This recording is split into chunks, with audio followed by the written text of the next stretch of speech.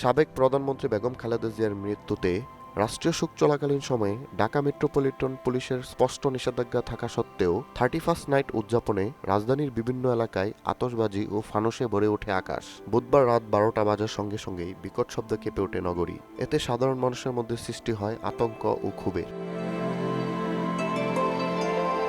রাত 11:30 থেকে ধানমন্ডি, মিরপুর, মোহাম্মদপুর, আদাবর, বছিলা ও জিগাতলা এলাকায় ফানুস ও আতশবাজি ফোটানোর দৃশ্য দেখা যায়। রাত বাড়ার সঙ্গে সঙ্গে শব্দের মাত্রাও বৃদ্ধি পায়। অনেক ভবনের ছাদে লক্ষ্য করা গেছে লোকজনের ভিড় এবং কোথাও কোথাও ড্রোন উঠতেও দেখা যায়। রাত 1:45টার আগ পর্যন্ত এই বিকট শব্দ চলতে থাকে।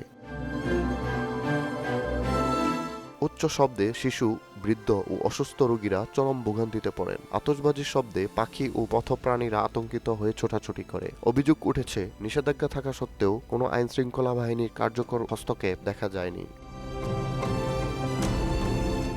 তবে ডিএমপির সেই নির্দেশনা বাস্তবে কার্যকর না হওয়ায় প্রশাসনের ভূমিকা নিয়ে প্রশ্ন তুলছেন সচেতন নাগরিকরা। হৃদয় ইসলাম রুমান, মোহনা ডিজিটাল।